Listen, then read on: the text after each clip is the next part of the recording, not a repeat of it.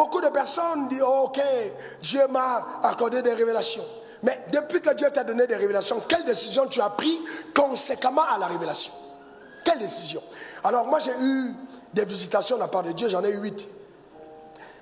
Qui dans le domaine de la prospérité matérielle. Alors, dans la destinée, j'en ai eu d'autres, mais dans la prospérité matérielle, j'en ai eu 8. À la 6e visitation, entre 5e et 6e visitation, je me rappelle bien exactement, je suis allé, c'est à l'an 2000, j'allais prêcher à 2001 à l'église méthodiste de Saint-Velgement. Et donc, j'étais en train de prêcher, je n'avais pas prévu de dire ce que j'étais en train de dire. Et ce jour-là, j'étais accompagné par quelqu'un de véhiculé parce que je n'avais pas de véhicule. Alors, en pleine prédication, je me suis surpris en train de dire, si je meurs pauvre, ne m'enterrez pas, je ne suis pas encore mort. Bon, la chose m'habitait tellement, j'étais tellement convaincu à l'intérieur de moi, tellement convaincu, que ce que Dieu m'avait montré arrivera en manifestation. Et je l'ai déclaré, j'ai affirmé que si je meurs pauvre, ne m'enterrez pas. Eh bien oui, mais si je ne faisais que dire ça, sans agir, eh bien non, jamais, alors jamais ma vie n'allait ressembler à mon discours. On a dans l'assemblée des croyants que nous sommes tellement de discoureurs, tellement de discoureurs. Oh, je suis la tête, oh, je suis en haut, oh, je suis. Mais le comportement adéquat, aucune décision n'est prise pour s'aligner à ces déclarations. C'est important.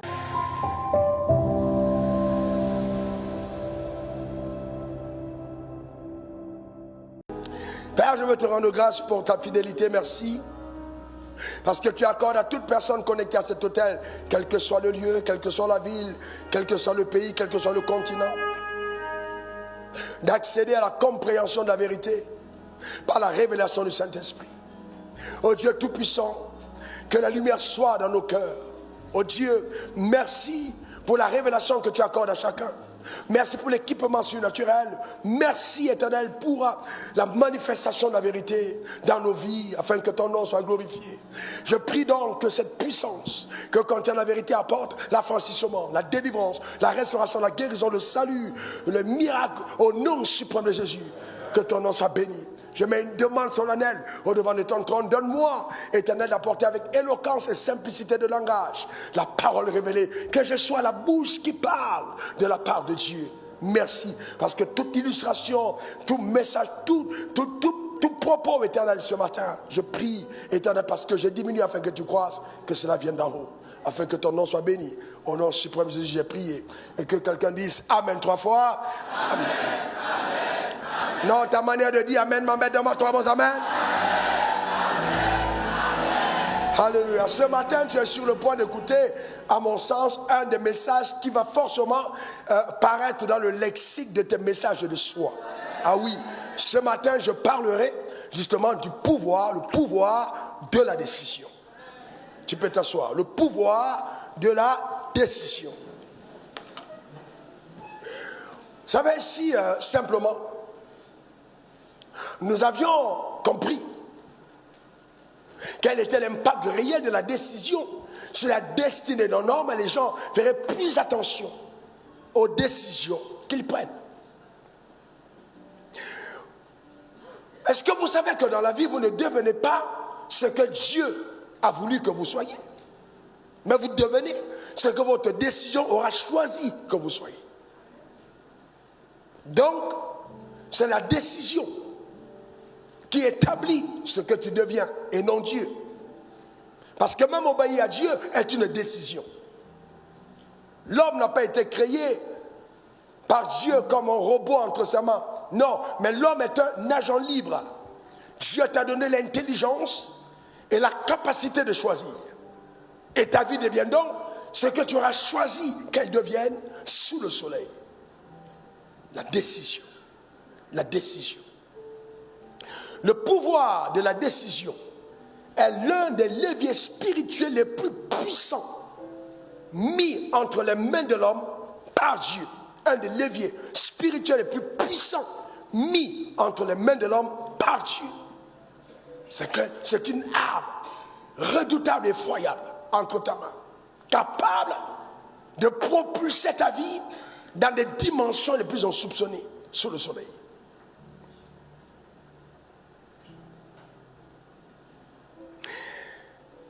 C'est important de comprendre que toute décision qu'un homme prendra sur la terre des hommes sera suivie de conséquences. Toute décision qu'un homme prendra sur la terre des hommes sera suivie de conséquences, soit honorables, soit désastreuses, dont les conséquences peuvent être honorables, soit totalement désastreuses. En d'autres termes, souvent, tu auras bien de fois blâmé Satan d'être à la base de certains malheurs, alors qu'en fait, ce sont tes décisions qui ont plongé ta vie dans le désastre. La décision. La décision. C'est pourquoi le moment le plus crucial de ta vie sur terre, c'est le moment où tu te décides. Donc pour se décider, il faut être sûr d'une parfaite lucidité. Le moment le plus crucial de ta vie sur terre, c'est le moment où tu te décides.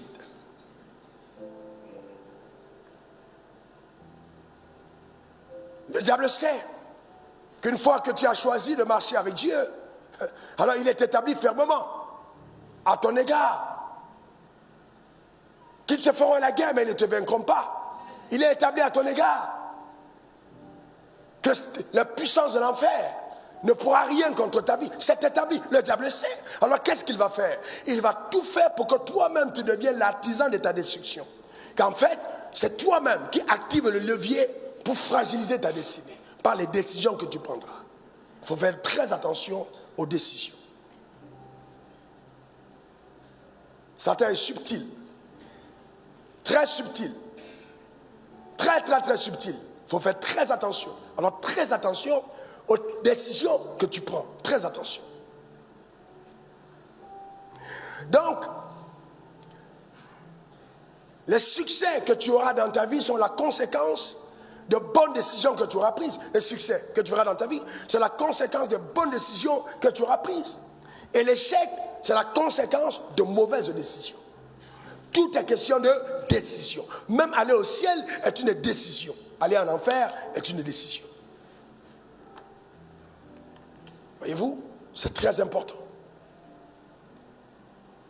Et c'est pourquoi toute destination que tu atteindras dans la vie sera la conséquence d'une décision. Toute destination que tu atteindras dans la vie sera la conséquence d'une décision. Ah oui, une décision. C'est pourquoi il faut être vigilant. Alors je vous donne une illustration vraie d'un pasteur qui, un homme influent, se trouve à Atlanta. C'est un aéroport, un des aéroports les plus busy, même le deuxième du monde, très busy. Il y a un avion qui décolle chaque minute à cet aéroport. Quand vous arrivez, il y a des gates jusqu'à gate 50, il y a des avions qui partent. Donc, sur son gate, c'était gate 19, et lui, il voit gate 9.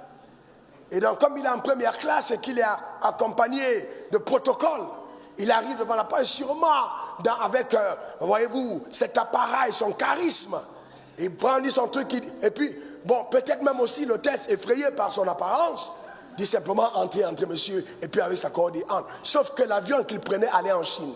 Alors lui, il était en train d'aller en France. Ils entrent dans l'avion, ils décollent.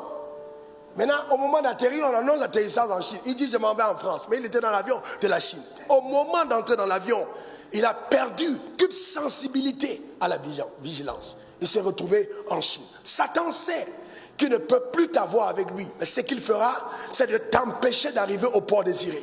Il fera tout pour que tu ne prennes pas l'avion que tu dois prendre. Et que tu te retrouves en train de faire ce que Dieu ne t'a pas demandé de faire. Mais il sera trop tard. Parce qu'au moment de l'atterrissage, tu seras sur notre territoire. Tu vas blâmer qui d'autre? Personne. Tu ne peux pas dire non, c'est l'hôtesse qui n'a pas bien fait son travail. Non, monsieur, vous avez votre billet, vous avez votre gate. Alors tu dois repayer le billet pour repartir à Atlanta et prendre un autre avion pour aller à Paris. Quel désastre et que de temps perdu. Combien de personnes ruinent leur destinée à cause de très mauvaises décisions. Satan sait que si tu étais resté là où tu dois rester, ta vie aurait connu une splendeur incroyable. Alors tout ce qu'il va faire, c'est d'empêcher que tu sois là où Dieu veut que tu sois. Et ça aussi, c'est une subtilité de l'ennemi. Une ruse terrible. Il faut faire attention. C'est pour ça que quand Dieu te parle et que tu as écouté une voix te disant quelque chose, attache-toi à la voix que Dieu t'a donné d'entendre. Parce que le malin viendra sûrement te distraire pour t'empêcher de produire sous le soleil ce que le ciel attendait de toi comme bonne œuvre. Parce que la récompense que tu auras de Dieu sera basée sur ta capacité à être productif dans le royaume des cieux. Et Satan le sait. Et il sait aussi que si tu n'as pas été productif, même si tu n'étais pas un voleur, même si tu n'étais pas en adultère, même si tu n'étais pas quelqu'un qui était dans les péchés que nous connaissions, entre parenthèses, tu iras en enfer parce que toute personne qui n'aura pas porté de fruits sera retranchée. Il va tout faire pour t'empêcher d'être productif. Et souvent, en t'offensant par quelqu'un, et te donner de prendre la décision de ne plus jamais travailler. Et ça peut être terrible. Satan est rusé. Donc, la décision est ce qui te donne de jouir soit de la vie ou alors de jouir de la mort. Deutéronome 30, verset 19. La décision. Deutéronome 30, verset 19. J'en prends aujourd'hui à témoin contre vous le ciel et la terre. J'ai mis devant toi la vie et la mort, la bénédiction et la malédiction. Choisis la vie afin que tu vives, toi et ta postérité. Mais ça c'est puissant. Il dit choisis la vie. En d'autres termes, Dieu n'a pas la capacité de t'imposer le choix. Mais il peut te conseiller le choix. Il dit choisis la vie afin que tu vives, toi et ta maison. En d'autres termes, si la mort survient, c'est que tu auras choisi la mort. Ce n'est pas Dieu qui est responsable. Il t'éclaire afin que tu choisisses la vie. Je lève ma main droite vers le ciel. Je prie de tout cœur que ce message soit un préalable à une lumière divine qui va visiter ton âme et te permettre de prendre des décisions de qualité pour que tu ne passes pas à côté de ta destinée et que tu vives sous le soleil toutes les grâces que le ciel t'a réservées au nom suprême de Jésus. Donne-moi ton meilleur amen. Dis encore amen. Eh bien oui, la décision est un pont. Un pont. Un pont. On verra donc 7 types de ponts que la décision est. La décision est un pont. Un pont est justement une route qui relie deux parties. D'accord? C'est un pont. Le premier pont, la décision est un pont entre la promesse et son accomplissement. La décision est un pont entre la promesse et son accomplissement. C'est-à-dire, tu es du côté rive appelé promesse. Et tu vas aller à la rive de l'accomplissement. Le pont s'appelle quoi? La décision. C'est la décision qui te fera quitter la promesse pour arriver à l'accomplissement de la promesse. Jean 11, verset 40. Ne t'ai-je pas dit que si tu crois, tu verras la gloire de Dieu? Tu crois, tu verras. Et croire est une décision. On se décide de croire. On se décide de croire. La croire est une décision que chacun d'entre nous devra prendre. On se décide de croire. D'accord? Donc voyez-vous, ne t'ai-je pas dit que si tu crois, tu verras la gloire de Dieu? Et donc quand on parle de se décider de croire, croire, ce n'est pas simplement dire oui, Seigneur, je crois, non, on le verra tout à l'heure. C'est bien plus profond que ça. Ta foi doit être démontrée par des décisions conséquentes qui vont amener ton être à poser des actions qui correspondent à tes décisions. Ah oui, des actions conséquentes qui correspondent à tes décisions. C'est fondamental. Ok? Donc, le deuxième pont, c'est le pont entre la vision et sa matérialisation. Le pont entre la vision et sa matérialisation. Chaque fois que Dieu te parle, la parole qu'il t'adresse ou la promesse qu'il te donne devient une vision qui commence à t'habiter. Mais quitter la vision pour la matérialisation, il y a un pont qui est appelé la décision. Habakkuk 2, verset 3. Habakkuk 2, verset 3. C'est une prophétie dont le temps est déjà fixé. Elle marche vers son terme et elle ne mentira pas. Si elle tarde, attends-la, car elle s'accomplira et s'accomplira certainement. La Bible dit le temps est déjà fixé. Si elle tarde, attends-la. Et même savoir attendre est encore une décision. Parce que tu peux décider de ne pas attendre. Voyez-vous, tu peux décider de ne pas attendre. Donc l'impatience est la conséquence d'un manque de résolution. Une personne résolue et une personne qui sait attendre. C'est pourquoi, écoutez-moi attentivement, vous devez être, parce que vous êtes un champion, parce que vous êtes un roi, parce que vous êtes une reine, quelqu'un qui doit dominer dans la vie, transformez certaines de vos décisions en résolutions. Parce que ces décisions, changées en résolution, deviennent votre ADN spirituel. Elles caractérisent votre être. Ah, c'est important. Par exemple, je ne mettais rien dans ma bouche le matin si je n'ai rien mis dans mon esprit. Si je n'ai pas mangé la parole, je ne mangerai pas le petit déjeuner. C'est une résolution que vous prenez et sur laquelle vous devez tenir. C'est important. C'est des résolutions fermes. Mais on est en début d'année, les gens, oh, en tout cas, cette année, je vais aller au sport. Cette année, je vais manger moins. Cette année, je vais grossir. Cette année, bon, les gens prennent tout type de décisions. Mais en mars, vous allez vous rendre compte que les gens commencent à dire, en tout cas, en 2027, je vais changer. En 2027, je vais changer. Alors que toi, en janvier, tu chantais le changement. En mars, tu commences à attendre 2027. En tout cas, tu vas voir, en 2027, ça change. Et tu ne te rends même pas compte que tu as sacrifié. Parce que tu es en mars, tu as sacrifié à l'autel de la négligence 9 mois de l'année pour attendre la future année. Et Satan ruine ta vie parce que tu ne sais pas te décider. Donc c'est important de savoir prendre des décisions de qualité. D'accord? Une autre chose, par exemple, que vous devez faire, quand vous avez une tâche, n'allez pas au lit sans l'avoir achevée. Attends, pourquoi vous dormez? Vous dormez pourquoi? Tu as travaillé quoi pour dormir? Termine ton travail avant de dormir. Vous savez, non, il s'est fait, oh, il est déjà 20h, il faut que j'aille dormir. Il est 20h, il faut dormir. Tu as fait quoi? Donc c'est important de comprendre. Vous devez avoir des résolutions, décider, amen, de faire ce que vous avez à faire. Et vous devez intégrer, homme comme femme, que le travail n'est ni masculin ni féminin. Ah oui. Prendre la décision de productivité n'est pas une décision masculine. C'est une décision qui est rattachée au genre humain. C'est important. En tout cas, moi j'ai décidé, je ne vais pas épouser un pauvre. J'ai décidé, moi en tout cas, je n'épouserai pas un pauvre. Mais toi-même déjà dans cette décision-là, tu es déjà convaincu que ton mari sera pauvre. Parce que, en fait, tu n'attends le bonheur que par le fait de rencontrer quelqu'un qui a l'argent. À partir de ce moment, tu es disqualifié pour avoir quelqu'un qui a l'argent. C'est terminé. C'est la disqualification totale. Totale. Parce qu'il faut bien comprendre que toute personne intelligente qui a su gagner l'argent sait aussi que la meilleure façon de grandir, c'est de bien s'associer. C'est de bien s'associer. Donc, il va intelligemment choisir le partenaire de sa destinée.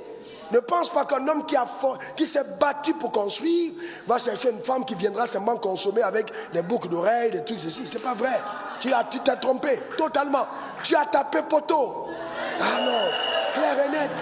Mais ça ne peut pas. Ça ne marche pas comme ça. Tu vois non? C'est clair et net. Est-ce que quelqu'un comprend? C'est important. Donc, nous partons sur le troisième pont. Le troisième pont. Troisième pont, c'est le pont entre la révélation et l'action. Le pont entre la révélation et l'action. Et ça, c'est quelque chose de puissant. Vous voyez, beaucoup de personnes disent, oh, ok, Dieu m'a accordé des révélations. Mais depuis que Dieu t'a donné des révélations, quelle décision tu as prise conséquemment à la révélation? Quelle décision? Alors moi, j'ai eu des visitations de la part de Dieu, j'en ai eu 8. Qui dans le domaine de la prospérité matérielle. Alors, dans la destinée, j'en ai eu d'autres, mais dans la prospérité matérielle, j'en ai eu 8. À la 6e visitation, entre 5e et 6e visitation, je me rappelle bien exactement, je suis allé, c'est à l'an 2000, j'allais prêcher à 2001 à l'église méthodiste de Saint-Velgemont. Et donc, j'étais en train de prêcher, je n'avais pas prévu de dire ce que j'étais en train de dire. Et ce jour-là, j'étais accompagné par quelqu'un de véhiculé, parce que je n'avais pas de véhicule. Alors, en pleine prédication, je me suis surpris en train de dire, si je meurs pauvre, ne m'enterrez pas, je ne suis pas encore mort. Bon, la chose m'habitait tellement, j'étais tellement convaincu à l'intérieur de moi, tellement convaincu, que ce que Dieu m'avait montré arrivera en manifestation. Et je l'ai déclaré, j'ai affirmé que si je meurs pauvre, ne m'enterrez pas. Eh bien oui, mais si je ne faisais que dire ça, sans agir, eh bien non, jamais, alors jamais, ma vie n'allait ressembler à mon discours. On a dans l'assemblée des croyants que nous sommes tellement de discoureurs, Oh, je suis la tête, oh, je suis en haut, oh, je suis. Mais le comportement adéquat, aucune décision n'est prise pour s'aligner à ces déclarations. C'est important. Est-ce que vous savez, certains d'entre vous, que j'ai été moi-même restaurateur à Abidjan pendant près de 4 et 6 mois, dans un restaurant tous les jours, en train de travailler et de m'assurer que les gens sont servis à table, un restaurant qui m'appartenait. Est-ce que quelqu'un peut imaginer ça un moment? Eh bien oui, à un moment, il faut prendre des décisions. Je me rappelle en ce moment, comment est-ce que je n'ai pas été attaqué? Oh non, mais c'est pas possible.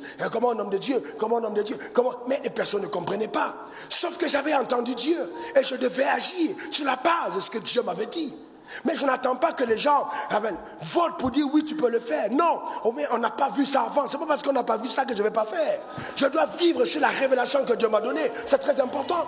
Très important. Je me rappelle comme si c'était hier. Quand je parlais en langue et je priais pour cet endroit et j'ai décidé que cet endroit va prospérer. Je me rappelle quand je collais les autocollants, territoire interdit par Dieu, zone du Saint-Esprit. Ici, je commençais à coller tous les autocollants stupides qu'on peut coller dans une boutique. Et le Saint-Esprit m'a dit, enlève ça tout de suite. Enlève ça tout de suite. Parce que si tu veux avoir que les chrétiens pour fidèles, pour clients, cette affaire va tomber. Enlève ça tout de suite parce que ici, je te ferai venir même les gens qui ne vont pas à l'église. J'ai enlevé. Vous devez apprendre, frères et sœurs, c'est important. Vous devez traduire, d'accord, votre révélation en action. C'est très important, il faut agir. Jacques 1, verset 22, mettez la parole en pratique, ne vous bornez pas à l'écouter. Donc quand tu écoutes la parole, quand Dieu te parle, il t'accorde une révélation, il faut agir. Décide-toi d'agir, de passer, prends la décision d'agir sur la vérité que tu connais. Prends la décision d'agir sur la vérité. Essaye Dieu, teste-le. Il dit, mets-moi à l'épreuve et tu verras, mets-moi à l'épreuve, éprouve Dieu. Décide-toi de mettre Dieu à l'épreuve, de mettre ta parole en premier. Essaie de voir comment ça marche. Parce que la révélation sans décision devient une information. La révélation sans décision devient une information. C'est juste une information que tu as eue. Je me rappelle, oh Seigneur, merci pour ce témoignage. Il est si simple mais puissant. Je suis allé tout jeune à l'étude biblique. Et à l'époque, donc, le pasteur, qui était mon pasteur, il est venu animer l'étude biblique et je suis parti. Alors je me suis assis et il dit, 1 Pierre 2, verset 24, par les meurtres sur les Christ, vous avez été guéris. Waouh! Vous avez été guéris. Vous avez été guéris. Ça retentit en moi comme une révélation. Vous avez été guéris. Et il ajoute, c'est pas que vous serez guéris, vous êtes déjà guéris. J'ai dit, waouh! Mais je s'ouvre. Alors je déclare que je suis, vous connaissez la flamme qu'on a quand on a reçu une parole. Je suis déjà guéri, je suis déjà... La semaine d'après, je tombe malade. Alors la maladie va venir tester si je suis décidé d'être en bonne santé. Alors, c'est qui? Palu, André. Le Palu, Anne. D'accord? Il s'installe. Je commence à chauffer. Ma mère connaît cette histoire. Et puis, mon père vient. On me dit, prends le médicament. Je dis, non, je ne suis pas la foi. Il vient, il dit, hé, jeune homme, cette affaire de Bible que tu as mis dans cette maison-là, moi, je suis allé à l'église avant vous. Hein. Est-ce que tu as bien compris? Et, où sont les médicaments? Il pose ça au chevet du lit. J'ai dit, je reviens tout de suite. Si tu n'as pas bu ça, je te fais sortir de cette maison. Tu as compris? Chez moi ici, on me prend les médicaments. Est-ce que tu as bien compris? Oui. Est-ce que c'est bien compris? J'ai dit, oui, papa. Et ça va. C'était un commissaire de police. Pam!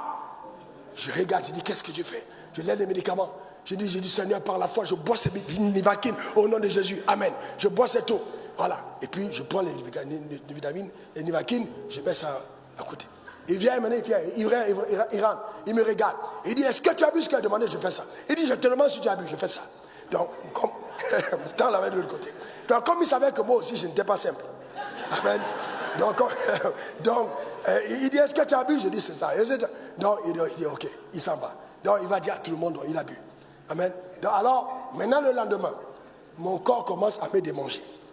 Je dis, mais pourquoi mon corps me démange? Mon corps me démange. Et puis le Seigneur dit, tu as décidé de boire la Nivaquine par la foi, alors prends les conséquences du fait que tu as bu la Nivaquine par la foi. Donc quand tu bois la Nivaquine et que la maladie s'en va, le corps démange. Mon corps a commencé à me démanger alors que j'avais bu la Nivaquine par la foi. Alors j'ai compris que la parole est aussi puissante comme médicament. Et depuis ce jour-là, par la foi, j'ai appris à neutraliser, à ridiculiser, à détruire l'intrusion de certains mots. Il faut qu'un jour tu prennes la résolution, la décision d'agir sur la parole de Dieu. C'est simple. La décision d'agir. En fait, comme on dit à Abidjan, comme on dit à Babi, c'est l'homme qui a peur, sinon il n'y a rien. Il n'y a rien du tout. C'est l'homme qui a peur. D'accord? Il n'y a rien. Donc il est important, frères et sœurs, de prendre de bonnes décisions. C'est important. Décide-toi. Amen. Décide-toi. Donne-moi ton meilleur amen. Voyez-vous, donc le quatrième pont, la foi est le pont. La décision est le pont entre la foi et la manifestation. Sans décision, ta foi restera passive. Sans décision, ta foi restera passive. Voyez-vous, Hébreux 11, verset 8, c'est par la foi qu'Abraham a obéi, il est parti. Il a obéi, il est parti. Il a obéi, il est parti. Hébreux 11, verset 7, c'est par la foi que Noé, divinement averti, construisit l'arche. Donc il y a eu l'action. Vous ne pouvez pas dire que vous avez la foi sans œuvre, sans action. Il est important d'agir. Il est important d'agir. Amen. C'est très important. C'est parce que tu agis que tu verras la manifestation. Il faut agir. C'est important d'agir. Il faut agir. Est-ce que tu crois? Est-ce que tu crois à la promesse que Dieu t'a faite? Alors agis. Est-ce que tu crois que Dieu est capable de te bénir? Alors agis. Commence cette entreprise. N'aie pas peur. Ah ouais, oui, commence. Et Dieu t'a dit, je vais te faire prospérer. Eh bien, commence. Dieu t'appelle au ministère. Il dit, démissionne. Commence. Il faut être sûr d'une chose, c'est que c'est Dieu qui t'a parlé. C'est tout. D'accord? Et aller à la cadence, justement, de l'obéissance parfaite. C'est important. Parce que la foi est une ferme décision, qui s'est transformée en résolution, une ferme décision. Je me décide fermement. Il n'y a pas possibilité de faire marche arrière. Je ne reculerai pas. Je continuerai d'avancer. Donne-moi encore ton meilleur amen. Et c'est pourquoi je voudrais te dire qu'il est important de comprendre que si tu veux changer de saison, il est important de changer de décision. C'est la base. Donc, pont numéro 5, le pont. Voyez-vous, la décision est le pont entre l'ancienne saison et la nouvelle saison. Le pont entre l'ancienne saison et la nouvelle saison. Combien de personnes vivent dans leur passé? Combien de personnes sont arc-boutées, attachées au rivage des années passées? On est en 2026. Quelqu'un peut être en train de vivre 2016. Mais comment ça, pasteur? Mais eh bien, je vais te montrer comment. Tu sais, même le fait de te marier ne veut pas dire que tu es dans une nouvelle saison. Il y a des gens qui se marient, mais ils sont dans l'ancienne saison. La preuve, quand vous venez me voir en conseil pastoral et qu'on te prend en aparté, ce problème c'est que, pasteur, vraiment, même sa manière de m'embrasser, vraiment, pasteur, je suis dégoûté. Mais attends, la manière de t'embrasser, quelle est la base sur laquelle tu estimes qu'il embrasse mal? Alors, qu'est-ce qui fait que tu dises qu'il embrasse mal? Qu'est-ce qui fait que tu dises que ce n'est pas bien fait?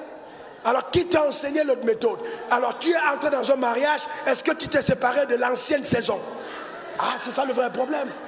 C'est ça le vrai problème. Est-ce que tu as laissé l'ancienne saison? Donc, tu vois, tu peux entrer dans le mariage avec quelqu'un qui était attaché à ton âme. Et tu crois que ton mari n'est pas bon. En fait, c'est toi qui as un problème. C'est qu'il y a quelqu'un qui habite ton âme et tu es marié à quelqu'un d'autre. Et c'est ça le désordre. Voilà, le mariage ne va jamais marcher parce que la personne est en âme. Il faut extraire cette personne de toi. Ce que je vous dis, c'est extrêmement profond. Ça arrive même pour les hommes aussi. Je parle de tout être. C'est pour ça, vous voyez, quand une personne vient de perdre son conjoint, il n'est pas adéquat tout de suite de penser que parce que je me remarie, les choses changent. Parce que la personne avec laquelle tu as vécu habite en toi. Il y a une alliance. Il faut prendre le temps d'enveuvage et pour permettre à la personne d'être extraite de ton âme. C'est tout ton travail. C'est tout ton travail. Sinon, il y a un problème. Imaginez que vous avez une manière de faire. Que quelqu'un aujourd'hui occupe ma chambre dans laquelle j'ai été avec Daniel. Mais c'est incroyable. Et à chaque moment, je vais me fâcher pour quelque chose. Parce que son système de rangement est extrêmement particulier. Donc si tu commences à balancer les choses à gauche, à droite, je peux commencer à dire que tu n'es pas une bonne femme. Non, ce n'est pas que tu n'es pas une bonne femme. C'est que tu es une femme qui est désordonnée. Et il faut que j'apprenne à t'aimer dans le désordre. C'est simplement ça, en fait. Vous comprenez ce que je veux dire? Attention, parce que c'est ça le vrai problème. Même les maris. Comment tu perds ton mari? Tu épouses une femme. Tout ce que tu fais, tu vas avec ta mère. Vraiment, je ne comprends pas. Dès qu'il y a un problème, c'est à ta mère que tu parles. Il y a un problème, c'est à ta mère. En fait, c'est ça le problème entre belle-mère et mère. C'est que les maris, les hommes, là, tu n'as jamais quitté ta mère. Et tu ne vas parler à ta mère que quand ça va mal. Quand ça va bien, tu ne parles pas à ta mère. Comment tu veux que ta mère voie ta femme? Parce que tout le temps, tu vas, vraiment, elle m'a fait, est-ce que tu sais, c'est impossible. Si tu vois le type qu'elle m'a fait, maman, elle a coupé les carottes étaient grosses comme ça. Mais parce que ta mère faisait les petites carottes. Mais est-ce que tous les types, c'est les types de petites carottes? Il y a les types de grosses carottes. Il faut que tu comprennes qu'elle a été éduquée au type de grosses carottes. C'est ça. Non, si tu ne veux pas te séparer de ça, tu auras un problème, un sérieux problème. Donc tu vois, donc c'est important, les saisons anciennes pour entrer dans une nouvelle saison, il est important de vraiment faire des mises à jour. C'est ce que la Bible dit. Ne méditez pas ce qui est ancien. Ce que la Bible dit, non, c'est écrit. Donc il est important pour toi, d'accord? Ésaïe 43, verset 18 à 19. Regardez. Ésaïe 43, verset 18 à 19. Ne pensez plus aux événements passés. On a dit ne pensez plus aux événements. Est-ce que vous savez que c'est un entraînement de ne pas y penser? Est-ce que vous savez qu'il y a des événements qui vous ont tellement marqué que pour ne pas y penser, il faut une délivrance? Non, il y a des choses qui vous ont marqué. Pour sortir de là, il faut une délivrance. Il faut une vraie délivrance. Ne considérez plus ce qui est ancien. Ça, c'est pas facile. C'est pas facile. Continuez. Okay? Voici, je vais faire une chose nouvelle. Qui est sur le point d'arriver, ne la connaîtrez-vous pas? Je mettrai un chemin dans le désert et des fleuves dans la solitude. Ça veut dire que le fait que je médite sur les événements passés peut m'empêcher de rater, m'empêcher d'entrer dans la porte que Dieu met au-devant de moi. Et je dois faire attention. Je dois faire attention. Donc je dois prendre la décision de ne plus considérer les événements passés. Combien de personnes sont tenues par les échecs passés et n'arrivent plus à se mouvoir? Parce que dans le passé, ils ont eu des échecs. Parce que dans le passé, ça n'a pas marché. Parce que dans le passé, voici ce qui s'est passé. Alors, tout de suite qu'ils rencontrent quelqu'un, ils ont toujours en image les choses qu'ils ont vécues dans le passé. Non, il faut dépasser. C'est important. Et fais vraiment la différence. Fais vraiment la différence. Je me rappelle une fois, c'est valable pour nous tous, une femme qui nous parlait. Et puis, elle a dit, vous savez, les hommes sont. Mais le fait qu'elle a dit les hommes sont, c'est parce qu'elle a eu ce problème. Et elle l'avait avec son mari. Et elle dit les hommes sont. Et quelqu'un d'entre nous a dit, non, mamie, ce n'est pas les hommes, c'est ton mari qui est. Et il avait raison, c'est ton mari qui est. Alors, moi j'ai juste lapé mes larmes, mes lèvres, vous dire, oh, c'est pas moi qui ai parlé. Mais c'est authentique, d'accord? C'est ton mari. Parce que souvent, vous avez tendance à croire que tout le monde est comme la personne que vous côtoyez. Ce n'est pas vrai du tout. Il y a des gens différents. Il y a des gens qui sont totalement différents. Sauf qu'en fait, tu t'es décidé à épouser la mauvaise personne. Tu t'es décidé à épouser la mauvaise personne. Ton critère d'évaluation d'un conjoint a été très superficiel. Alors tu mangeras ton attiéké avec du sable. C'est tout. C'est une décision que tu as prise. Et c'est lâche, très lâche, de ne pas assumer ces décisions. Et voilà, tu dois les assumer. Aujourd'hui, on est dans une génération, oh non, c'est comme ça, je vais partir. Non, tu dois assumer tes décisions. Tu dois assumer tes décisions. Tu dois les assumer. C'est trop facile. Tu dois assumer. Tu étais pressé qu'il te pourchassait. Tu vois? Donc c'est important. Vous savez que même la mer ne s'est pas ouverte au-devant de Moïse si le peuple ne s'était pas décidé d'avancer. Dans la vie, il y a des décisions que tu prends, celle de ne pas regarder en arrière, de continuer de presser, parce qu'il y a une saison nouvelle qui arrive, je ne vais pas m'arrêter, je vais continuer d'avancer, même s'il n'y a pas de bateau, même s'il n'y a pas de pirogue, l'Éternel est avec moi. C'est pas parce qu'on n'est jamais passé dans la mer à sec que Dieu ne fera pas ce miracle. J'avance, c'est très important. Là, voyez-vous, prendre la décision de ne pas faire marche arrière, quels que soient les défis auxquels vous êtes confrontés. C'est ça l'âme d'un véritable vainqueur. La décision 7 est le pont entre le manque et l'abondance. La décision, non 6, le pont entre la captivité et la liberté. Le pont numéro 6, la captivité et la liberté. Eh bien oui, la liberté arrive par décision. Je décide d'être libre. Je décide de ne pas mener une vie captive. Je décide de connaître une liberté dans ma vie au nom suprême de Jésus. De ne pas vivre sous le joug de quoi que ce soit. Ah oui, s'il y a quelqu'un qui fume parmi vous, décide-toi de laisser la cigarette.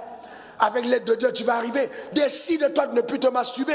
Décide-toi de ne plus regarder la pornographie. Décide-toi. Parce que quelle que soit l'imposition des mains, si dans ton âme tu n'as pas pris une décision, on perd le temps. C'est une décision de l'âme que tu dois prendre. Et si tu veux fragiliser le diable, annonce publiquement tes décisions par témoignage. Je voudrais rendre grâce à Dieu. Alléluia, amen. Quand vous me voyez là, je suis pasteur assistant depuis 12 ans. Mais ce que je ne vous ai pas dit, c'est que je me masturbais toutes les nuits. Alléluia, amen. À partir d'aujourd'hui, j'ai décidé d'abandonner. Je le dis parce que j'ai divorcé avec Satan. Vous devez le faire publiquement. Il y a des décisions qui sont des désaveux de Satan publiquement. Parce que si vous avez honte de votre passé, vous l'avez toujours embrassé. Si vous avez honte de votre passé, vous l'avez toujours embrassé. Un passé de qui tu as honte est un passé présent. Il n'est pas encore parti. Tu vas apprendre à te séparer. Eh bien, tu vois, tu es là, tu penses que comment les gens vont me voir. Enfin, quand tu vas dire ça, si celui qui t'a écouté, s'il te disait sa part, tu vas dire, hé mon frère, si tu avais dit sa part, amen, tu vas te rendre compte que pour toi, même c'était petit. C'était juste la clé, mais Satan va te dire, ouais mon frère, tu dis ça, comment ils vont te voir? Chacun qui est ici a son bagage. Ah oui, ah oui, ah oui, c'est vrai. Tu vois ce que je veux dire? Donc n'aie pas peur, n'aie pas honte. Amen, décide-toi, vraiment, d'accord, de sortir de la captivité. Vous savez, quant à moi, quand j'ai connu la révélation sur la liberté par Christ, j'ai décidé qu'aucun hôtel de famille ne me maintiendra en captivité, aucun hôtel. J'ai décidé de ne jamais vivre sous l'oppression de Satan. C'est une décision. Et je l'ai fait connaître à l'enfer. Jamais je ne serai captif de Satan. Vous savez quoi? La Bible est claire. Nous éteignons par la foi tous les traits enflammés du malin. Donc j'ai fait savoir à Satan qu'aucun de ces traits ne m'atteindra. C'est une décision. Claire et nette. Aucun de ces traits, même s'il m'arrivait un jour de boire le cancer, je le vomirais. Ce n'est pas une fois que ça m'est arrivé. J'ai déjà vécu cette expérience. Je ne mourrai pas de poison. Mon corps rejettera le mal. J'ai décidé de ne pas être détruit par l'ennemi. J'ai décidé que ma vie soit gouvernée par la puissance de la vérité. C'est ce que j'ai décidé. Et je me suis résolu que je n'allais pas aller au ciel pour voir la bonté de Dieu. J'ai décidé que sur la terre des hommes, je vivrai en parfaite conformité avec ce que la Bible dit. Sur cette terre, je goûterai aux délices du royaume des cieux. Sur cette terre, j'ai décidé. Je ne peux pas faire, je ne suis pas venu sur la terre accompagner les autres. Ça fait partie de mes résolutions. Jamais Dieu n'a pas fait de moi un lecteur de la Bible. Je ne suis pas là pour voir que Dieu a béni Abraham, il a béni Jacob, il a béni David, il a béni Daniel. Et je dis, moi alors. Il dit, Seigneur, moi alors, parce que Dieu n'est pas le Dieu des morts. Tous ces gars sont morts. Seigneur, me voici. Fais de moi quelqu'un de qui on prendra référence dans ma génération. C'est une décision.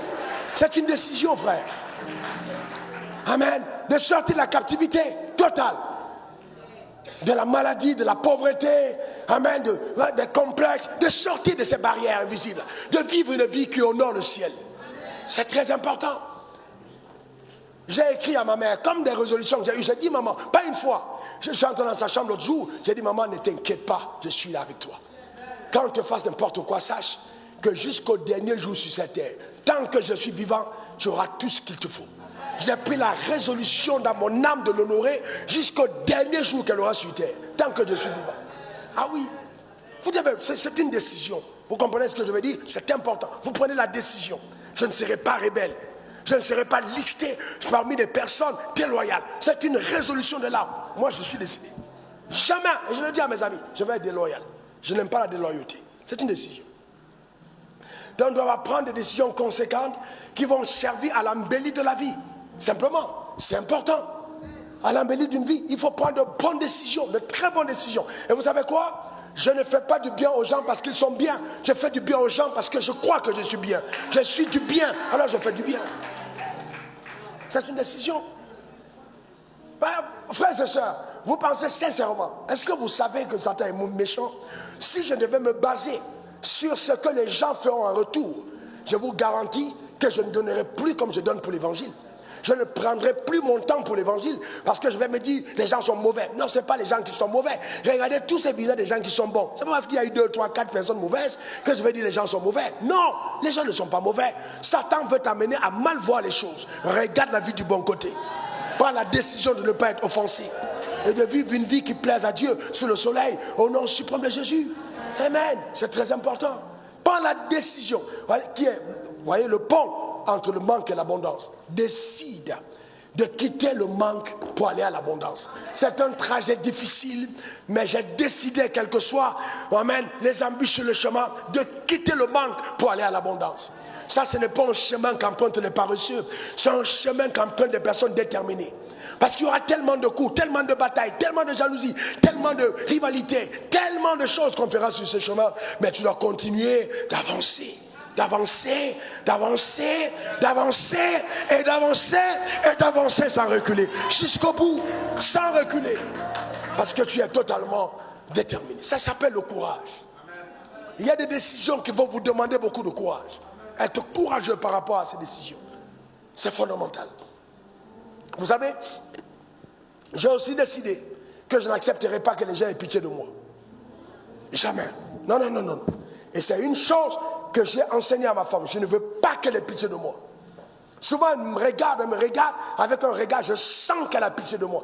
Pas pitié, mais je sens qu'elle a une compassion pour moi. Mais je fais semblant de ne pas avoir vu et je m'en vais travailler. Oui, je n'ai pas besoin qu'on ait pitié de moi. Je n'ai pas besoin de ce sentiment. Parce qu'en fait, dans tous les cas, je dois prendre des décisions faibles. Je dois prendre des décisions d'être absent au lit et d'être dans la maison, en train de prier, en train d'étudier, en train de prendre la parole de Dieu pour enseigner. J'ai pris la résolution devant Dieu. Et je vous le dis aujourd'hui, que le jour où je me tiens ici pour prendre le micro, personne ne peut dire je n'ai pas été béni. Ça, c'est une décision de paix avec Dieu. Je dois consulter Dieu au point où quand j'ouvre la bouche, que ceux qui m'entendent entendent Dieu parler. C'est une résolution que j'ai prise. C'est une résolution. Et c'est pas que tu dis bon j'ai décidé et puis tu vas dormir.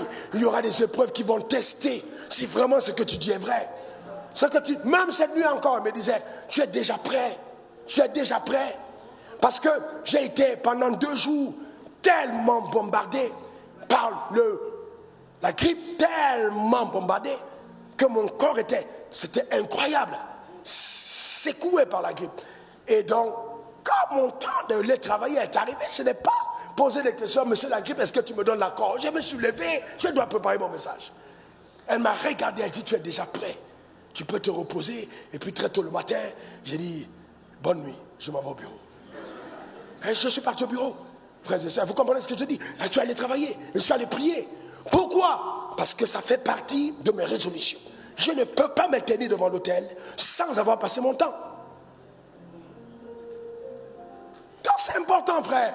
Alors vous allez voir que telle chose, oui, quelqu'un s'est levé, pasteur Wafo, Dieu m'a mis à cœur, Dieu m'a mis à cœur, je donne 2 milliards pour la nouvelle cathédrale. Si vous voyez quelqu'un du temps de la foi qui dit Dieu m'a mis à cœur de donner 2 milliards, vous pensez que les choses arrivent comme ça? Oh, vraiment, voyez, je suis allé chez pasteur Wafo, il y a un de ses fils qui a dit donne 2 milliards. Est-ce que tu connais les résolutions de l'homme là, à qui on dit on donne 2 milliards?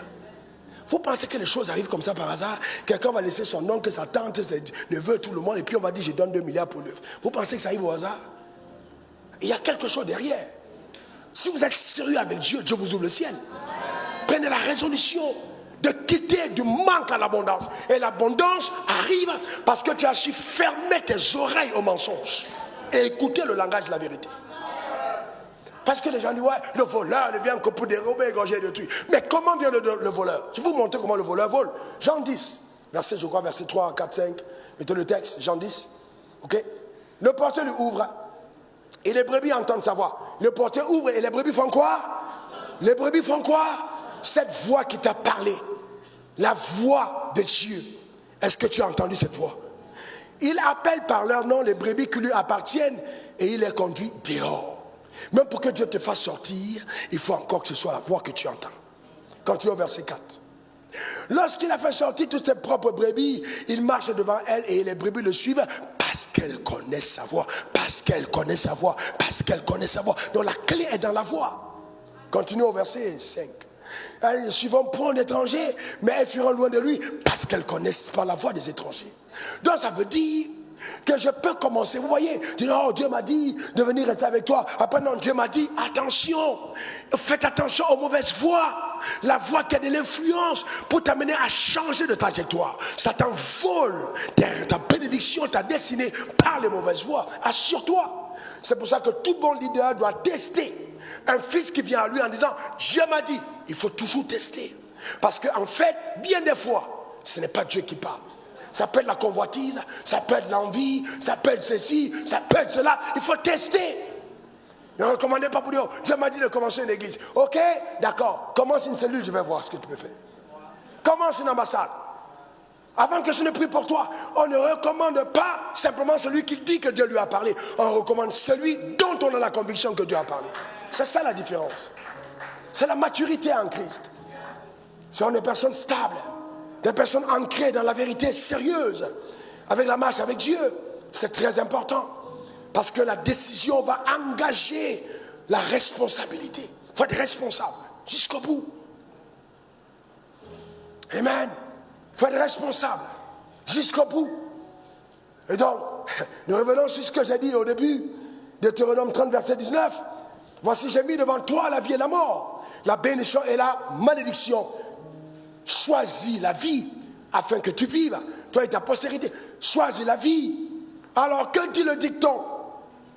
L'homme propose, Dieu dispose. Que dit le dicton? L'homme propose, Dieu dispose. Que dit la parole? Dieu propose, l'homme dispose. Donc ce n'est pas Dieu, vous voyez, ce n'est pas l'homme qui propose, c'est Dieu qui propose. Et c'est l'homme qui dispose. Donc c'est Dieu qui propose et c'est l'homme qui dispose. Il met devant toi et c'est toi qui disposes.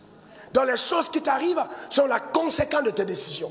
Ah, c'est très important. Très important.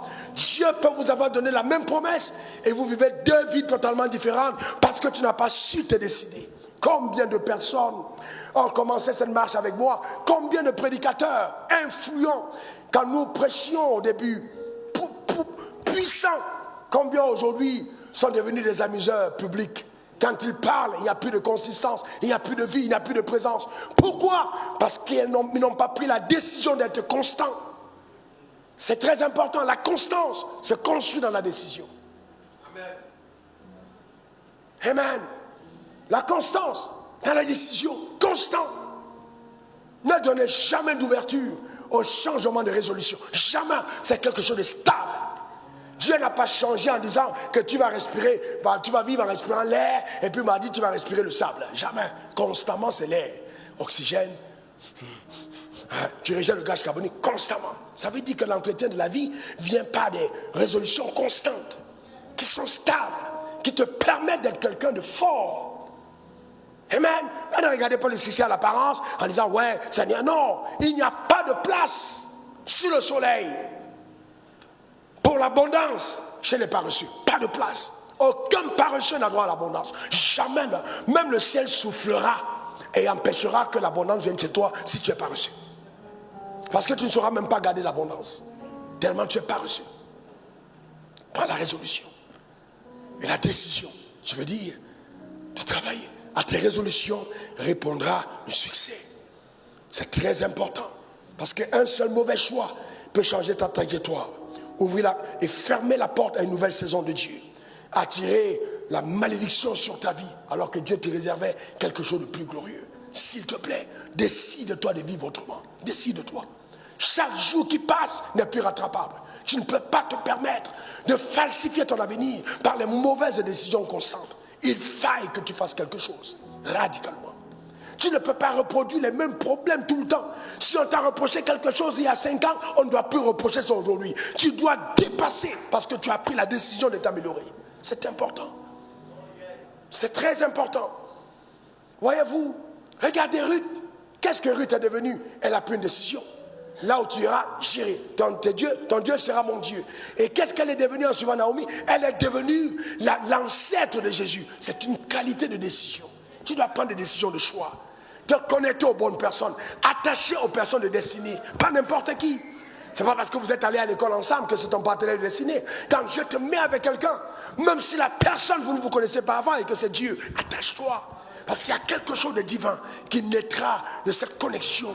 Mais combien de personnes ont détruit les connexions les plus extraordinaires par des décisions stupides. Ce qui est terrible, c'est de voir une famille. Bon, comme tu as fait ça, moi aussi j'ai fait ça. Arrêtez ça. Vous savez, chacun doit connaître sa place. Chacun doit connaître sa place.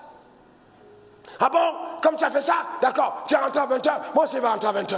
Hein? Tu te crois, ok, ok, d'accord. Eh bien, tu prends la décision de rentrer aussi à 20h. Gloire à Dieu. Il t'a donné l'argent de poche, 500 000. Maintenant, prends aussi la décision de lui, 500 000. Il paye la maison, vous dormez, pense la maison, l'obligation de payer la maison. Parce que tu ne dois pas souvent prendre la décision d'être son égal quand il a fait quelque chose qui te semble être mauvais. Soit on prend aussi la décision de faire la même chose quand il fait ce qui est bon. Il faut être sage. Il faut être sage. Le chef n'est pas un chiffon, il faut être sage. Il faut être très sage. Quand Abraham, mais Sarah a appelé Abraham mon Seigneur, elle sait très bien que c'est le gars là qui l'a envoyé chez le roi. Le roi a fini avec elle. C'est dans la Bible, mais elle a dit mon Seigneur. Vous pensez qu'il était correct? Non, mais c'est une position d'autorité. Il ne faut pas jouer avec ça. Ce n'est même pas un seul moment, voyez-vous, quelque chose avec lequel on peut jouer. C'est des choses qu'on peut ne pas aimer, mais l'autorité n'est pas négociable. Pas du tout alors. Il faut se résoudre d'être soumis à l'autorité. Soyez comme Daniel. Prenez la résolution de ne pas vous compromettre. Je ne vais pas me compromettre. Je refuse la compromission. Je vais marcher dans la droiture. Si Dieu n'a rien pour moi sur le chemin de la justice, alors je mourrai pauvre. Si Dieu me dit qu'il ne peut pas bénir un homme juste, alors j'irai pauvre ce jour des morts. Si sa parole ment, alors je verrai. Je ne veux pas me compromettre. Je n'emprunterai pas la voie, les voies tortueuses. Je servirai l'Éternel dans l'intégrité. Je ne me prosternerai pas devant d'autres dieux. Personne ne sera mon Dieu. J'entends dire, et aujourd'hui, même entre pasteurs, on se pose des questions. Est-ce que lui, là, il a fait allégeance à Satan? Est-ce que lui, il a fait... Mais comment peut-on servir Dieu et même penser un seul moment qu'on va se prosterner devant le diable? Il y a des gens qui ne connaissent pas Dieu. Ils peuvent discourir. Mais quand vous connaissez Dieu, vous sentez l'odeur. Quand quelqu'un connaît Dieu, vous le remarquez, il y a l'odeur de Dieu qui se dégage. Vous comprenez ça? On n'a pas besoin. On n'a pas besoin. Si je vous dis c'est deux pasteurs qui ont fondé la franc-maçonnerie, vous ne saurez pas. C'est deux pasteurs qui ont fondé la franc-maçonnerie. Vous pouvez marcher avec Dieu au départ. Si vous n'êtes pas décidé de voir Dieu l'authentique, Satan va vous séduire. Pour commencer à entrer dans les choses compliquées. Hein? Pour aller, on va laver tes yeux pour que tu aies des paroles de connaissance. Frères et sœurs, on a lavé tes yeux depuis longtemps. Tu as vu quoi? Qu'est-ce que ça t'a apporté quoi? Et c'est pour ça que Dieu va toujours susciter des gens dans une génération qui ne sont pas entrés dans ces choses et qu'il a élevé de façon conséquente. Tu as vu quoi dedans? C'est pas possible. Sois intègre, Dieu va t'élever. Sois intègre. Quand on lit la Bible, on parle d'Abraham, Isaac et Jacob. Sois intègre. Ce même Dieu qui a fait prospérer Isaac, parce qu'il a semé dans le désert, n'est pas mort. S'il est le même hier, aujourd'hui, éternellement, alors aucune crise ne m'empêchera de croire en sa capacité de me visiter. Je tiens ferme. J'ai décidé d'obéir. Donne-moi ton meilleur amen. C'est très important. C'est très important. Et c'est pourquoi tu dois faire attention. Faites très attention à l'indécision. Parce que toute personne qui ne sait pas se décider, c'est déjà décidé à ne pas se décider. L'indécision est une décision de lâche. De lâche. Une décision de lâche. Il faut te décider. Même quand tu vas aux élections, on te dit un bulletin neutre. Tu n'as voté personne, mais tu as quand même fait un choix. Le choix d'être neutre. Mais c'est un choix lâche.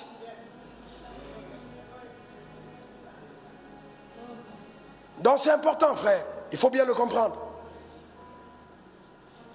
Jacques 1, verset 8, l'homme irrésolu est inconstant dans toutes ses voies. Donc il faut faire attention à l'irrésolution. Il ne faut pas être quelqu'un disait résolu. Il faut apprendre à te décider, ne pas être lâche. Amen. 1 Roi 18, verset 21. Jusqu'à quand clocherez-vous des deux pieds? 1 Roi 18, verset 21. Ok? Et il pose la question, jusqu'à quand vous allez clocher des deux pieds? Des deux côtés, vous allez un de l'autre côté. Mais alors, maintenant, si l'Éternel est Dieu, allez après lui. Si Baal est Dieu, allez après lui. Allez, soyez résolus, déterminez-vous. Qui est votre maître? Qui est votre Dieu? Servez l'Éternel. Servez-le. Ta manière de dire Amen m'embête. Servez l'Éternel. Écoute-moi très bien. L'excitation n'est pas une décision. L'excitation n'est pas une décision. Mais elle peut être une motivation à la décision. Mais elle n'est pas une décision. Donc après les cris, après avoir prêche, il faut que tu te décides. Il faut une décision. C'est ça le vrai problème. Ce qu'on a, vous savez, je ne veux pas avoir une assemblée d'esclaves. Non. Une assemblée d'esclaves qui viennent là simplement pour observer la grandeur de Dieu. Alors que Dieu veut faire de toi un homme qui le représente. Tu es un ambassadeur. Tu n'es pas un observateur. Amen. Des bienfaits de Dieu. Tu es un ambassadeur de sa grâce sur la terre des hommes. Donc Dieu regarde à ta vie. Il veut que ta vie reflète l'authenticité de la vérité. Et tu dois prendre la décision de vivre la vérité dans tous les domaines. Et que Dieu soit glorifié. Amen. C'est important. Et c'est pourquoi, quand tu veux prendre une décision, s'il te plaît, je ne l'ai pas dit au premier culte, je te le dis. Il y a 3 choses que tu fais. 1, assure-toi de ne pas être en colère. J'ai dit quoi? Assure-toi de ne pas être en colère. Parce que toutes les décisions qui sont prises sur la pulsion des émotions sont fondamentalement de mauvaises décisions. Assure-toi de ne pas être en colère. Première chose. Numéro 2. Parce que même, tu peux être en colère, tu dis, oui, mais la Bible a dit que... Mais la Bible a dit, là, ça, tu as cité ça dans la colère. Ce n'est plus la Bible a dit que. C'est ta chair qui dit la Bible a dit que. Deuxième chose, assurez-vous dans la décision que la décision est fondée sur la parole de Dieu. Qu'en fait, le ciel est en accord avec la décision que vous prenez. C'est important. C'est important. Le ciel est en accord. Tu prends une tête du ciel et un accord. Donc la parole de Dieu doit être à même. On doit retrouver ta décision sur la parole. Sur la parole de Dieu. Là, quand il est en accord avec la parole, c'est une bonne décision. De toi, écoute-moi bien, tu dois avoir un partenaire de destinée. Tu dois avoir quelqu'un que tu sais que cette personne, ton père spirituel, tu sais, comme c'est une décision capitale, que cette personne écoute Dieu. Soumets ta décision à ton autorité spirituelle. Et écoute ce que la personne a dit. Parce que bien des fois, tu peux croire que Dieu t'a parlé, mais tu t'es trompé. Bien des fois. Et c'est pourquoi, dans l'Ancien Testament, quand les femmes allaient à mariage, c'était les pères qui prenaient la femme pour le fils. Parce qu'on estimait que le père avait la sagesse. Le père était quelqu'un qui avait, voyez-vous, la connaissance pour donner du bon conseil. Je vous rappelle une histoire vraie. Ma mère est là. Avant d'épouser ma femme, j'ai rencontré une dame. Elle était très coquette. Elle avait vraiment les apparats extérieurs d'une femme agréable. D'accord? Mais quand je l'ai amenée voir ma mère, la réaction de ma mère était sans appel. Dès qu'elle est partie, ma mère, d'abord en sa présence, serrait le visage. Donc c'était déjà un indicateur que là, c'est clair. Ça ne passe pas. Alors quelqu'un dira, mais dans tous les cas, c'est moi qui ai choisi ma femme. Ma mère n'a pas besoin. Non. Non. Frère, ton père et ta mère sont vivants. Laisse-les voir ta femme. C'est moi le pasteur qui te parle. Oh, ils ne vont pas à l'église. Laisse-les voir ta femme. Ils t'aiment. Laisse-les voir ta femme. Tu es trop jeune. Il y a des choses que tu ne vois pas. Tu sais, souvent vous êtes là, on vous donne des conseils, vous ne savez pas. Tu viens, va aller dans une famille, on demande un mariage. Tu as mis les mèches qui sont jusqu'ici. Tu as mis les ongles qui sont jusque là-bas. Les soucis, la façon dont tu t'es habillé pour venir. Quand la mère te regarde, la mère dit ça là, mon fils est en danger. C'est pas qu'en fait, c'est pas qu'elle ne te connaît pas, mais dès qu'elle te regarde, ta jupe est là. Elle dit non. Toi, tu crois que tu es sapé. Quand la mère regarde, elle dit, danger pour mon fils. Et donc, vous voyez, souvent les conseils qu'on te donne en te disant ne t'habille pas comme ça, tu penses que non, je suis libre, j'ai la liberté, je suis enfant de Dieu. Ouais, c'est pas la loi, c'est dans le cœur. C'est dans le cœur. C'est dans le cœur là. La belle-mère va voir ça. C'est dans le cœur. Il faut faire attention. Les gens même même quand tu viens chercher un emploi, dès que tu sors de là, on dit barrer son nom. On n'a pas besoin de ça ici. Parce que tu as toute l'apparence d'une tandjou. D'une prostituée. Non, tu vois, donc Dieu regarde au cœur. Mais ton apparence doit refléter la gloire de ton cœur. Ce n'est pas une insulte. Ce n'est pas une insulte. Prends la décision de ne pas installer la confusion dans ton apparence. Que quand on te regarde, on sache à quel camp tu appartiens. C'est une décision. On sait à quel camp tu appartiens. Dès qu'on te voit, sans confusion, on sait à quel camp tu appartiens. Ce n'est pas une insulte. Jeune fille, écoutez-moi attentivement. Je vous parle comme un homme sage. Aucun homme ne peut être... tout homme est attiré par l'apparence d'une femme sexy. Mais aucun homme n'a envie de mettre dans... Sérieux, n'a envie de mettre dans sa maison une femme sexy. Donc si tu ne comprends pas pourquoi les hommes jouent avec toi, c'est parce qu'en fait, tu es un jouet à l'apparence. Donc décide-toi d'être différent. Décide-toi d'être différent. Dans tous les cas, pourquoi ça t'énerve? Si tu es vraiment résolu de vivre correctement, pourquoi ça t'énerve d'être couverte? Pourquoi tu es énervé? Est-ce que tu es sûr que c'est toi qui es énervé? Est-ce que tu es sûr que tu es seul? Tu es sûr que tu es seul là, dans ton corps, tu es seul? Tu es sûr vraiment que tu es seul? Il n'y a pas quelqu'un d'autre qui vit avec toi? Tu es sûr? Pourquoi tu aimes toujours aller vers la lagune? Tu es sûr qu'il n'y a pas de... il faut te poser de bonnes questions. Est-ce que tu es sûr que tu es seul? Donc, souvent nous prenons des décisions alors qu'en fait, nous sommes les relais, justement, de ce que l'enfer est en train de préparer. S'il te plaît, fais attention. Veille sur ton cœur. Veille sur toi-même.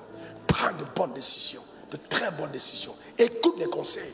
Il y a la sagesse dans la multitude de conseillers. Écoute les conseils. Ne sois pas sage à tes propres yeux, car telle voix peut paraître juste un homme, mais l'issue de la voix, c'est la mort. Prends le temps. Prends le temps. Prends le temps, parce que Dieu aura installé auprès de toi des personnes de qualité. Prends le temps de les écouter. S'il te plaît. Il y a des gens qui ont couru cette course avant toi. Ne sois pas trop sage. Prends le temps. D'accord? C'est important. Tu ne peux pas être dans l'église et puis tu dis, ouais, je vais faire une opération immobilière, je vais faire ci, dans tout le cas. Frère, première chose, est-ce qu'il y a quelqu'un dans l'église qui a fait ça avant moi? Va le voir. Même si tu penses que tu es plus sage que lui, va quand même l'écouter. Va lui poser des questions. Ce qu'il va te dire va te faire gagner en temps. Ça va te faire gagner en temps, s'il te plaît. C'est fondamental. C'est vraiment fondamental. Voyez-vous, il ne faut pas être orgueilleux. Il n'y a rien de nouveau sur le soleil. Ce qui est a déjà été. Ce qui sera a déjà existé. Donc va, si ça existait, va consulter ceux qui ont couru avant toi et qui savent comment on fait. Il faut écouter les conseils. Voyez-vous, et c'est important. Et c'est pourquoi je vais terminer en disant, n'écoutez pas n'importe quel conseil. Prenez pour référence des gens qui ont couru avant vous. Regardez dans la Bible, quand Marie tombe enceinte, qui l'a enceinté? C'est Dieu. Par le Saint-Esprit, on est d'accord. Mais quelle est sa première réaction? Elle est allée vers qui? Ben, Élisabeth. Pourquoi Élisabeth? Parce qu'Élisabeth était sa parente, était enceinte avant qu'elle. Il y a toujours quelqu'un que Dieu a visité avant toi, vers qui tu dois aller, te rapprocher humblement. Rapprocher humblement. Il ne faut pas dire non, c'est un ange. Comme c'est un ange qui m'a apparu, dans tous les cas, comme imposez-moi ou pas, je vais réussir. Si Dieu même qui est Dieu a dit pardon, Jean-Baptiste, pardon, s'il te plaît, plonge-moi dans les eaux. Si tu n'as pas fait ça là, rien ne va se faire. Si Dieu même qui a fait, parce que Jésus c'est Dieu qui est devenu homme. Dieu est sorti de Dieu et est devenu homme. Si Dieu a demandé à un homme de le baptiser pour qu'il commence, toi tu es qui? On a pris l'homme, on a mis dans l'eau, boum, on a levé. Et c'est là où le ciel dit, voici mon fils. Quand il n'y avait pas eu cet acte, le ciel ne s'est pas ouvert. Tout ce que le ciel aura pour toi, il faille qu'un homme sur la terre l'atteste. Je dis bien, il faille qu'un homme sur la terre. Sinon tu cours dans le sac. Comme on dit au Cameroun, tu cours dans le sac.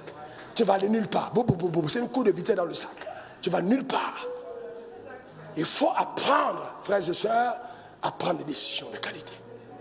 D'accord? Marcher dans l'amour. Marcher dans l'amour. D'accord? C'est important, frère. C'est important. Je suis arrivé, tu as eu tes premiers combien de milliards et tout ça. Viens, essaye de voir quels sont les gens qui sont passés là avant toi. Viens les voir. Comment on fait? Parce que c'est normal qu'à un moment, tu as l'impression que, tu dois dormir sur l'air. Vous voyez, quand l'argent arrive au moment, tu as l'impression même que c'est sur l'air, tu as dormi. Et même le matelas n'est plus, il faut que tu dormes sur l'air. Comme ça, l'air. Il y a quelque chose, parce qu'il y a un mystère derrière. Ceux qui ont gagné l'argent savent de quoi je parle. Mais là, il y a quelque chose à faire pour que tu passes ce cap. Et qui va te donner ce conseil? Écoute les gens, écoute les gens, écoute les conseils.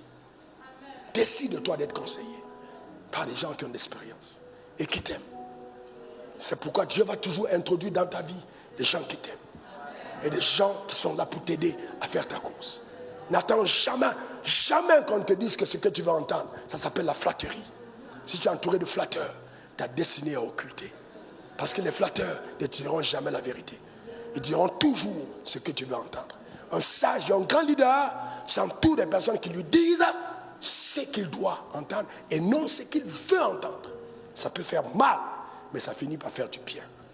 Que le Seigneur bénisse ton âme. Que le Seigneur bénisse ta vie. Et que ce message transforme ton être dans le nom suprême de Jésus. Ah oui. Amen. Merci Seigneur pour la vérité. Nous te rendons grâce. Alléluia. Dans Apocalypse 3, verset 20, Jésus dit, je me tiens à la porte et je frappe. Si tu entends ma voix, ouvre la porte, j'entrerai chez toi et je souperai avec toi. Alors si tu entends la voix, il dit je me tiens à la porte, je frappe. Est-ce que tu te décides aujourd'hui de laisser Jésus entrer? Jésus à la porte, il frappe, tac, tac, tac, il tape à la porte. Est-ce que tu sais que pour que Jésus entre dans un cœur, c'est une décision, ce n'est pas le ciel qui t'impose Jésus, c'est toi qui décides de le recevoir. Il frappe à la porte. Il frappe à la porte. Il frappe à la porte. Laisseras-tu Jésus dehors ou tu veux qu'il entre? Je te donne mon cœur. Je te donne tout ce que j'ai, ce que je suis est à toi.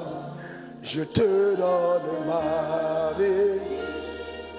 Oh, je te donne mon cœur. Je te donne tout ce que j'ai, je t'appartiens. Oh, je te donne ma vie. Je te donne ma vie. Oh, Jésus, je te donne mon cœur. Je te donne tout ce que j'ai, ce que je suis est à toi. Je te donne ma vie. Je te donne mon cœur.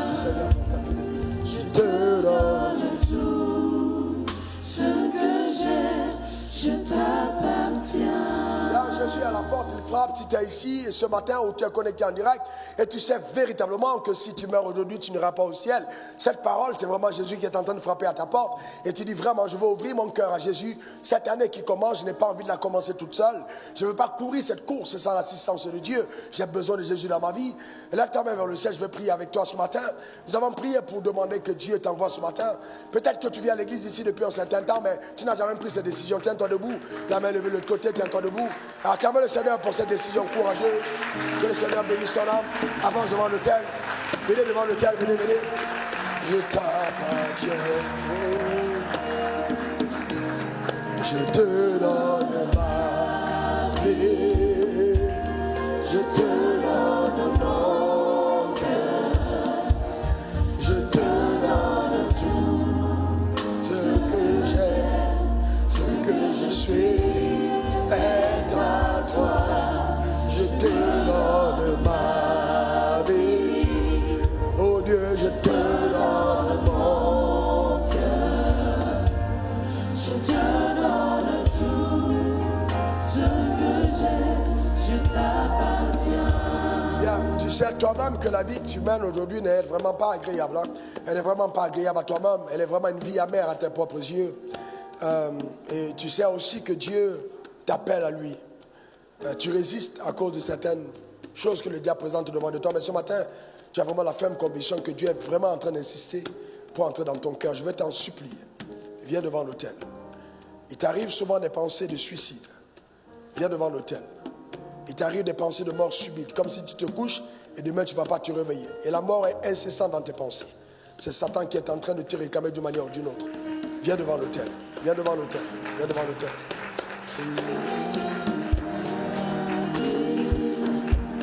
Je te donne mon cœur.